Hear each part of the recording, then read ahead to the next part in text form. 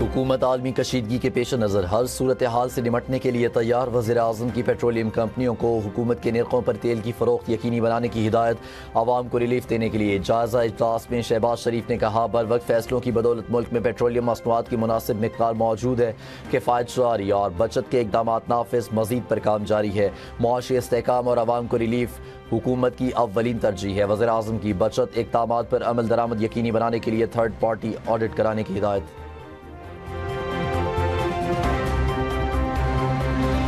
جنگی حالات میں کفایت سواری کے لیے پنجاب کے وزراء، ارکان اسمبلی اور افسران ایک صف میں، وزیر اعلیٰ پنجاب کی زیر صدارت ویڈیو لنک اجلاس، صوبائی کابینہ کا ایران اسرائیل جنگ پر احتجاجی مظاہروں کے لیے بروقت اقدامات پر اظہار اطمینان، پنجاب بھر میں الیکٹرک بس سٹاپ شیلٹرز بنانے کے لیے فنڈ سمیت متعدد منصوبوں کی منظوری، وزیر اعلیٰ مریم نواز نے سترہ پنجاب کو واجبات کی یکمشت وصولی سے روک دیا، کہا صرف اور صرف عوام کے مفاد کے بارے میں ہی سوچتی ہوں، عوامی مفادات کے برعکس کوئی اقدام قابل قبول نہیں۔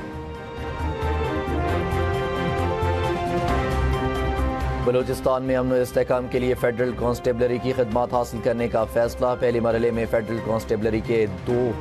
ونگز پر مشتمل تقریباً 3000 اہلکار تعینات کیے جائیں گے، ایف آئی اے کو مزید فعال بنانے کا فیصلہ، تمام قاری اسامیوں پر مقامی افراد کی بھرتی کی جائے گی، وزیر داخلہ محسن نقوی اور وزیر اعلیٰ بلوچستان میر سرفراز بگٹی کی زیر صدارت امن و امان سے متعلق اعلیٰ سطحی اجلاس، حکومت بلوچستان اور وفاقی حکومت کا سوشل میڈیا پر ریاست مخالف سرگرمیوں کی مانیٹرنگ کو مؤثر بنانے پر اتفاق، ریاست کے خلاف سوشل میڈیا پر بے بنیاد پروپیگنڈوں میں ملوث عناصر کے خلاف کارروائیاں تیز کرنے کا فیصلہ، وفاقی حکومت کی جانب سے بلوچستان حکومت کو ہر ممکن تعاون کی یقین دہانی۔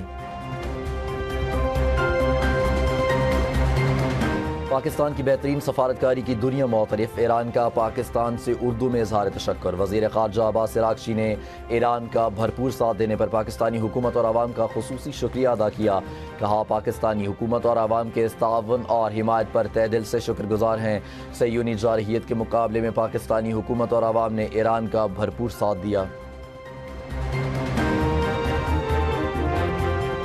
آبنائے ہرمز کو کھولنا آسان نہیں، ایران کے خلاف جنگ کا حصہ نہیں بنیں گے، برطانوی وزیر اعظم کیئر سٹارمر کی پریس کانفرنس، کہا جنگ کا حصہ نہ بننے پر ہم پر تنقید کی گئی، ہماری اولین ترجیح خطے میں اپنے شہریوں کا تحفظ ہے، اس وقت کوششیں کشیدگی کم کرنے پر ہونی چاہیے، جنگ کی وجہ سے گیس اور تیل کی قیمتوں میں اضافہ ہوا، جنگ کے بعد ہمیں ایران کے ساتھ معاہدے کی ضرورت ہوگی۔